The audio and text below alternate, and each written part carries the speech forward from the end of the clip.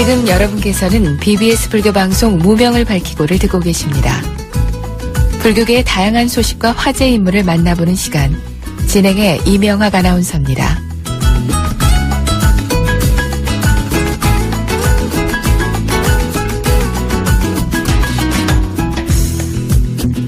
일상생활에서도 쉽게 접할 수 있는 다양한 수행과 또 명상법들 전해드리고 또 우리 청취자분들의 궁금증도 함께 풀어드리는 시간이죠. 지금은 수행시대 시간입니다.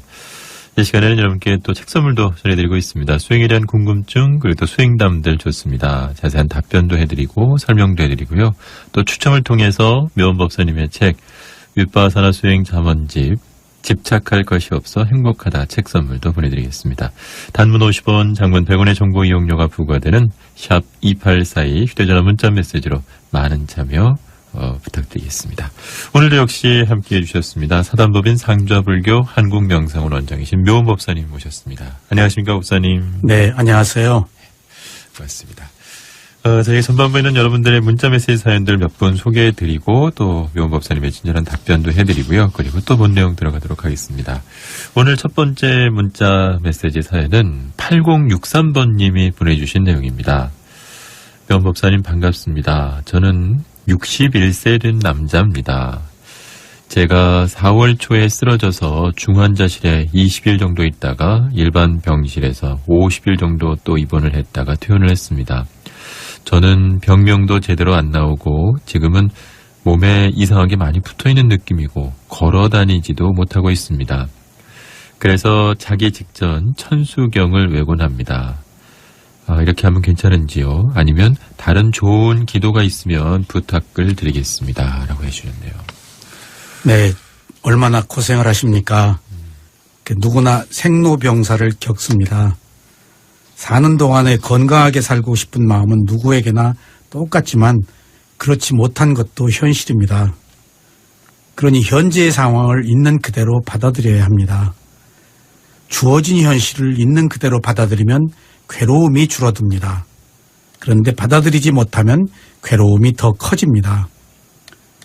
병의 치유에 있어서도 있는 그대로 받아들이면 편안한 마음이 생겨서 치료 효과가 매우 뛰어납니다. 그러나 받아들이지 못하면 오히려 병이 더 악화됩니다. 병을 대하는 마음가짐에 따라서 치유 효과가 다르므로 이제부터 바른 마음가짐을 갖기 위해서 꼭 수행을 해보시기 바랍니다. 수행 방법은 두 가지로 나누어서 하시기 바랍니다. 독송과 수행을 함께 겸하십시오. 먼저 지금 하고 계신 천수경을 계속 암송하십시오. 그리고 축복경, 보배경, 자해경을 읽으시면 좋습니다. 이 경은 불교방송의 그 무명을 밝히고 청취자 게시판에 올렸거든요. 그러니까 참고하시기 바랍니다.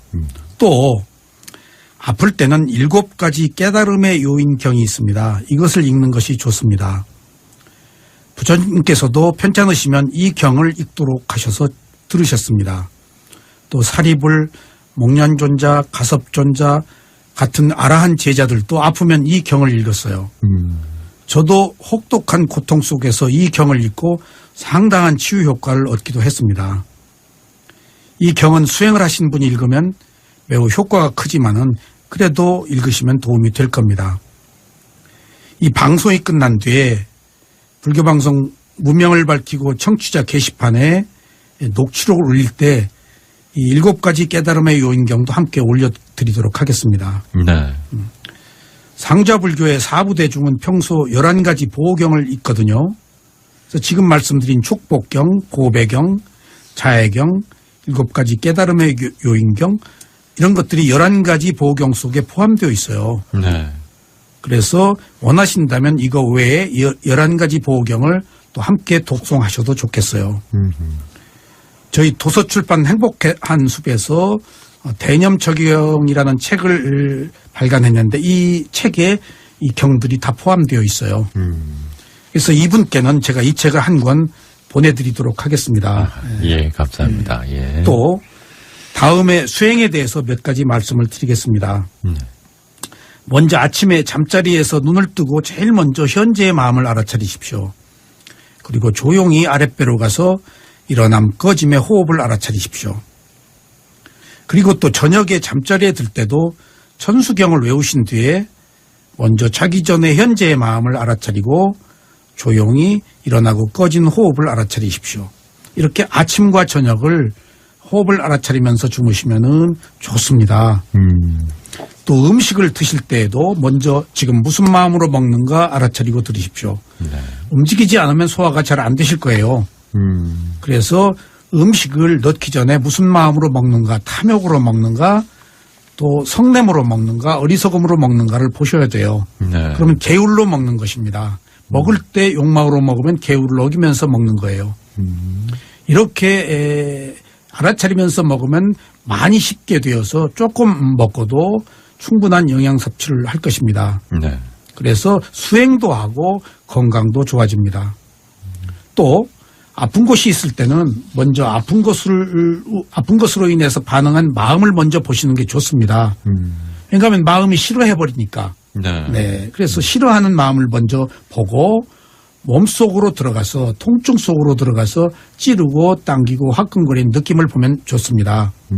아픈 것은 몸인데 마음까지 아프면은 일을 못 하잖아요.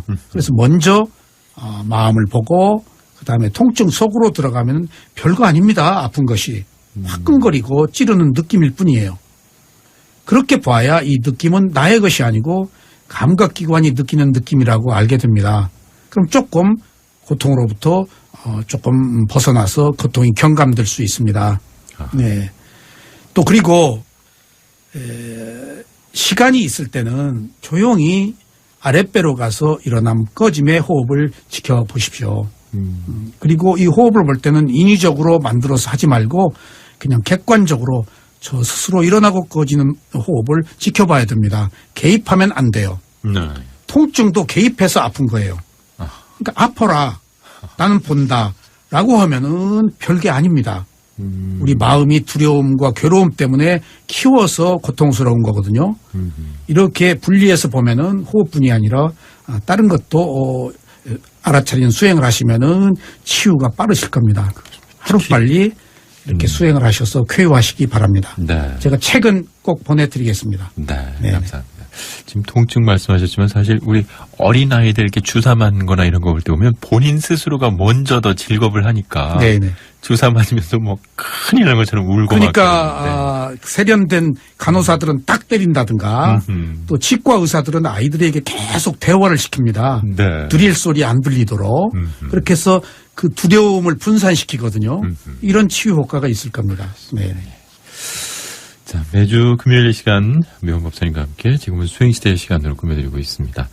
계속해서 문자메시지 사연 또 하나 더 소개해드리겠습니다. 이번에는 3489번님이 보내주신 내용인데요. 저는 제 마음을 잘 표현하지 못하는 스타일입니다. 그래서 주변 사람들에게 상처도 많이 받곤 하는데요. 이 상처 받았다는 것조차 표현을 잘 하지 못하고 있습니다. 명상을 통해서 이러한 저의 성격들도 좀 바뀌어질 수 있을지 궁금합니다. 라고 하셨네요. 네네. 남의 말에 상처를 받았다는 것은 그만큼 남의 말에 비중을 크게 두었다는 의미입니다. 그렇게 되면 괴롭게 살아야 합니다. 네. 그래서 남의 말은 남의 말로 들어야 돼요. 남의 말은 내 말이 아니거든요. 네. 남의 말은 말하는 사람의 성향과 입장에서 말하는 것입니다. 내가 내 성향도 마음대로 하기 어려운데 하물며 남의 성향까지 바꿀 수는 없습니다. 그러니 남의 말은 말하는 사람의 것입니다. 아하. 물론 나와 관계된 말을 하더라도 단지 그의 말일 뿐입니다. 남의 말을 내 말과 동일시하는 것은 위험합니다. 그 사람 말을 받아들여서 내가 반응하면 그 사람하고 똑같아지는 거예요. 그러면 칭찬에 쉽게 무너지고 비난에 쉽게 화를 냅니다. 수행은 먼저 자신의 정신과 물질을 구별해서 보는 것으로 시작해서 나와 남을 구별해서 봐야 됩니다. 이렇게 해서 지혜를 얻어야 됩니다. 아하. 네. 말과 관련된 내용을 말씀을 드릴게요. 첫째, 남이 말하면 그냥 들으십시오. 남의 말은 말하는 사람의 것입니다. 남의 말과 내 생각은 다른 것입니다. 동일시하지 마십시오. 네. 둘째, 남이 물으면 대답하십시오. 묻지 않으면 말할 필요가 없습니다. 이때도 먼저 자신이 무슨 마음으로 말하는지 알아차리고 말을 하십시오. 말을 해야 할 때는 해야 합니다. 지금 이분은 소심해서 말을 못한다고 그러는데 네. 이 소심한 행위는 스스로 병을 키우는 것입니다. 할 말은 하고 살아야 돼요. 네. 네. 이것도 스스로 만든 함정이에요. 아하. 그러니까 할 말은 먼저 하시되 지금 무슨 마음으로 말하는가.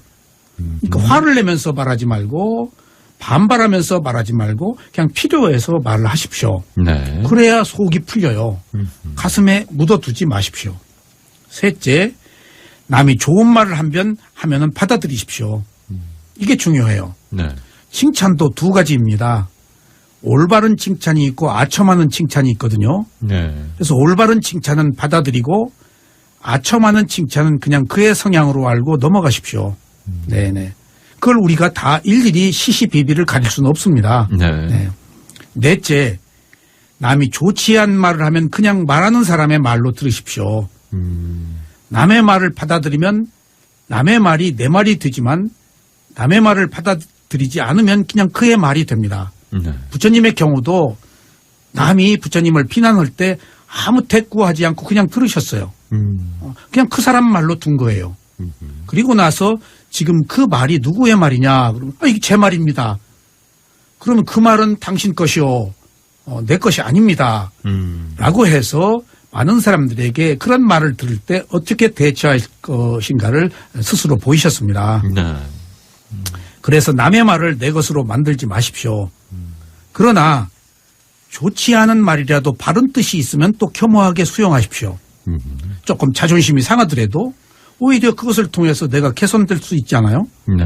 그런데 상대의 무지로 인한 비난이라면은 그냥 받아들이지 않고 남의 말로 들으십시오. 남이 나를 칭찬할 때에도 알아차리면서 듣고 남이 나를 비난할 때에도 또는 오해할 때에도 그냥 알아차리면서 들으십시오. 오해는 상대편의 것입니다. 내가 일일이 풀어줄 의무는 없습니다. 칭찬하는 말에 빠지면은 또 비난하는 말에 견디지 못합니다. 그래서 칭찬을 하건 비난을 하건 그냥 말로 들으십시오. 바로 이렇게 듣는 것이 수행이에요. 다른 수행 하시려고 하지 마세요. 네네. 뭐 특별한 방법이 없어요. 이게 현안이 생겼잖아요. 어떻게 이 말을 듣고 대응할 것이냐 하는 것이 수행입니다. 네. 또 이렇게 수행하려면 성격은 못 고치지만은 자신의 성향으로 인해서 괴로움을 겪지 않습니다. 성격 바꾸려 하지 마십시오. 이게 하루 이틀에 생긴 성격이 아니거든요. 네. 성격을 고치기가 어려워요. 그래서 성격 고치려고 하지 마세요. 왜냐하면은 안 되는 것을 고치려다가 더 괴로워요. 축적된 성향은 바꿀 수가 없어요. 네. 저도 제 성향을 바꾸려다가 무단히 괴롭다가 포기했어요. 에이, 그냥 좋은 점도 있으니까 고쳐서 쓰자. 우리는 안 되는 것을 하려고 하는 데서 오는 고통도 커요. 그렇죠. 욕망이에요. 어제 오늘 생긴 성격이 아닌데 그걸 어떻게 바꿔요? 그래서 받아들이면은 성격이 바뀌지 않고 개선됩니다. 네. 그 방법밖에 없어요. 그러면은 조금씩 스스로 개선되어서 좋지 않은 점이 좀 줄어듭니다. 네. 네, 그렇게 수행을 하시기 바랍니다. 알겠습니다. 예. 자, 매주 금요일 이 시간 묘원법사님과 함께 지금은 수행시대 시간 전해드리고 있습니다. 문자 사연 하나만 더 소개를 드리겠습니다. 앞서 저희가 이제 그 고통 잊어버리는 그런 부분도 말씀드렸습니다. 3479번님, 묘원법사님 가족 중에 아픈 분이 있었는데 많은 도움이 됩니다. 항상 감사드리고 있습니다. 라고 문자 메시지 보내주셨고요. 이번에 또 소개해드릴 문자 내용은 4274번님이 보내주신 내용입니다. 묘원법사님 안녕하십니까. 저는 윗바사나 수행을 하는 수행자입니다. 제가 듣기에 사마타 수행을 하지 않고 순수 윗바사나만 하는 수행자를 건관자라고 하는 말을 들었습니다.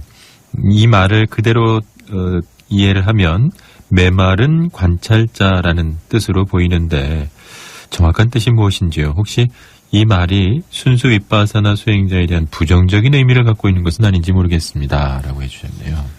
이분이 굉장히 심도 있는 질문을 하셨어요. 네. 이런 질문 아무나 못 하거든요. 하하, 예. 네. 그 청정도론이나 어려운 주석서에서 나오는 얘기예요. 부처님 시대부터 지금까지 많은 수행자들이 순수 위파사나 수행으로 깨달음을 얻었는데 순수 위파사나 수행자를 부정적으로 보아서는 안 되겠어요. 네. 사마타 수행을 하지 않고 처음부터 위파사나 수행을 하면 순수 위파사나 수행이라고 그래요. 그리고 순수 위파사나 수행자를 건관자라고 그러는데 말을 건자 볼관자라고 그래서 메마른 수행자라고 그렇게 얘기를 하는데 네. 이 메마른 수행자란 말이 부정적인 뜻으로 오해해서는 잘못된 겁니다. 이 건관자라는 말이 빨리어 주석서에서 나오는 말이거든요. 네. 이 건관자의 정확한 뜻은 사마타 수행을 하지 않고 처음부터 위파사나 수행을 한 자라는 뜻이에요. 이런 오해는 열반에 이르는 길이 4가지 있다는 것을 모르기 때문에 생길 수 있습니다.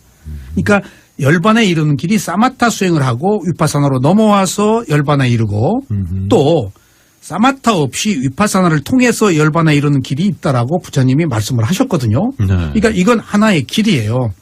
근데 그 길을 폄하할 수는 없겠죠. 몰라서 그렇습니다. 그러니까 이름만 보면은 메마르니까 뭔가 척박하고 삭막해서 이것은 해서는 안 된 수행인가 보다라고 하는데 언어의 개념의 이해에 대한 문제가 있어요. 사마타 수행은 감성적인 측면이 있어요. 네. 그리고 위파사나 수행은 이성적인 측면이 있습니다. 위파사나 수행은 통찰지혜로 사물의 본질을 꿰뚫어서 무상고무와의 법을 봅니다. 그래서 깨달음에 이릅니다. 예를 들어 사마타 수행에서는 자해관을 하지만은 자비관, 네. 위파사나 수행에서는 자해관을 하지 않습니다. 위파사나 수행이 통찰지혜 수행이기 때문입니다. 그러니까 부처님께서 깨달음을 얻기 위해서는 감성이 아닌 이성으로 알아차릴 것을 말씀하셨습니다. 그게 굉장히 중요한 얘기예요. 감성에 젖으면은 눈물, 콧물을 흘려서 이성적으로 보지를 못해서 휩쓸려 버려요. 네. 그러니까 예를 들면은 비구니가 비구한테 절을 하도록 한 것도 비구니는 모든 사람들을 내 자식이라고 보는 모성 본능 때문에 부처님이 그런 모성 본능의 본질적 문제를 없애기 위해서 깨달음을 얻기 위해서 본능적인 것을 제거해 주기 위해서 그렇게 절을 하라고 그런 거예요. 특별히 비구가 뭐 우월적 존재에 있는 게 아니고 네. 깨달음을 얻는 다 방편들이에요, 이런 것들이. 그래서 사마타와 위파사는 감성적이냐 이성적이냐 하는 것인데 위파사나는 감성적인 것을 거치지 않고 바로 이성적인 것이기 때문에 메마르단 말이에요. 통찰지혜는 다분히 메마르단 말이에요. 네. 메마른 대신 이성적으로 꿰뚫기 때문에 바로 법을 볼 수 있다. 그래서 건관자는 사마타 수행을 거치지 않고 직관으로 통찰을 하는 사람을 표현하는 용어입니다. 네. 그렇게 이해하시면 되겠어요. 네네. 자, 매주 금요일 이 시간 상조불교 한국명상원의 묘원법사님과 함께 지금은 수행시대의 시간으로 꾸며드리고 있습니다. 여러분들 문자 사연 오늘 3분 자세하게 좀 소개해드리다 보니까 시간이 많이 됐는데요. 계속해서 본 내용 또 살펴보도록 하겠습니다. 역시 4년초 수행 가운데서 느낌에 대한 수행 부분 살펴볼 텐데요. 이제까지 쭉 말씀해 주신 것이 내 느낌에 대한 중에서 처음 일어난 맨 느낌에서 육체적인 느낌으로 진행이 되면 화살을 한 번 맞은 것이고 다시 거기서 또 정신적인 느낌으로 진행이 되면은 화살을 2번 맞은 것이다라는 말씀해 주셨고요. 그래서 즐거울 때나 또 즐거움을 집착하는 잠재적인 성향이 생기고 또 괴로울 때는 저항하는 또 잠재적인 성향이 생겨서 느낌이 더 강화된다 이런 말씀까지 해주셨거든요. 오늘은 그러면 그 느낌과 화살에 대해서 한 번 더 살펴주시면서. 네. 예. 화살 2번 맞는 것으로 그치면 좋겠지요. 사실은 4방 맞는다라고 그래요. 한번 살펴보겠습니다. 네. 처음에 일어난 맨 느낌은 좋거나 싫다고 반응하지 않은 순수한 느낌이에요. 그러나 자아가 있기 때문에 맨 느낌에서 즉시 좋다 싫다 하는 느낌으로 진행됩니다. 네. 이것이 화살을 한 번 맞은 육체적인 느낌이에요. 그런데 이것으로 그치지 않고 다시 더 좋고 더 싫은 느낌으로 진행됩니다. 이것이 화살을 2번 맞은 정신적인 느낌이에요. 네.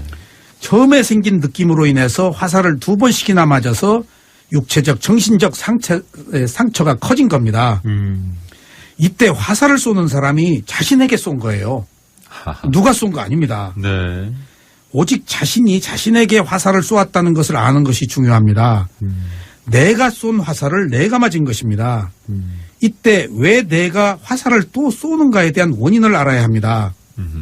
느낌이 진행되는 과정은 욕망 때문이고 이 욕망은 내가 있다는 자아로 인해서 생기는 것입니다. 네.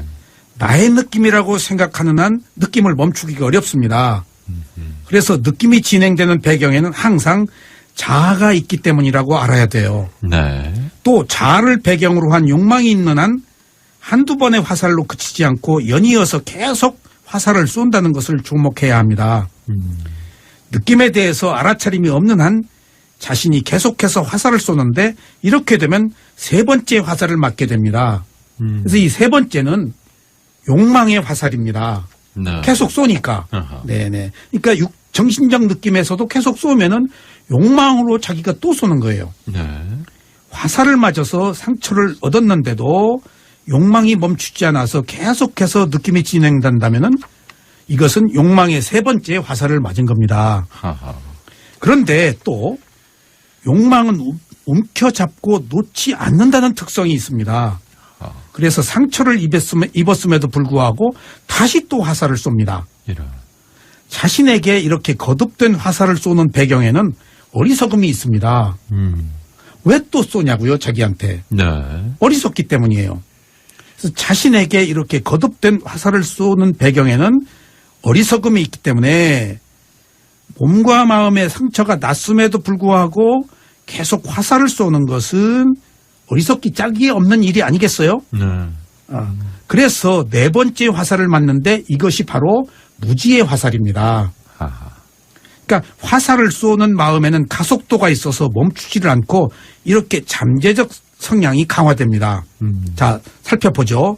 처음에는 순수한 느낌으로 시작해서 맨 느낌이 일어나는데 다시 느낌이 진행되어서 육체적 느낌으로 화살을 한번 맞고 두 번째는 더 키워서 정신적인 느낌으로 가서 화살을 두 번 맞고 그럼에도 불구하고 멈추지 않아서 욕망의 세 번째 화살을 맞고 상처를 입었는데도 계속 쏘아서 무지의 화살을 맞습니다. 네. 이렇게 일련의 화살이 보통 경전에서는 두 번이라고 그러는데 조금 깊게 들어가면 주석서에서는 네 번이라고 그래요. 그런데 더 중요한 것은 네 번으로 맞고 그치면 얼마나 좋겠어요. 네 번을 계속 쏜다고요. 네. 그러니까 끊임없이 쏘아가지고 이것이 화살을 쏘아서 괴로움이 거듭된다는 것이 윤회입니다. 아, 예. 네. 그래서 느낌이 일어났을 때 계속 화살을 쏘는 것이 욕망과 어리석음을 집착으로 반복하기 때문에 네. 이게 윤회예요. 윤회가 다른 것이 아니에요. 아하. 그래서 우리는 맨 느낌이 일어났을 때 맨 느낌을 있는 그대로 알아차려서 계속 화살을 맞지 않으면은 상처로부터 치유될 수가 있고 깨달음을 얻어서 행복을 얻으실 수가 있을 겁니다. 화살의 문제입니다. 네. 네네. 화살 맞지 맙시다. 아, 네네. 이걸 빨리 알아차려야 되겠네요. 그러니까 예. 지금 내가 화살을 맞았으면은 내가 몇 방 맞았는가? 지금 맨 느낌으로 알아차리는 순간 몇 번의 화살에 상관없이 맨 느낌으로 돌아가 버립니다. 그렇습니다. 이게 굉장히 중요합니다. 예. 네. 늦고 빠르고가 없다는 것을 이해하시기 바랍니다. 네. 자, 오늘도 지금은 수행시대 상자불교 한국명성 묘원 법사님과 함께했습니다. 법사님 오늘도 귀한 가르침 감사드리고요. 다음 주 금요일을 또 기약하겠습니다. 고맙습니다. 네, 감사합니다.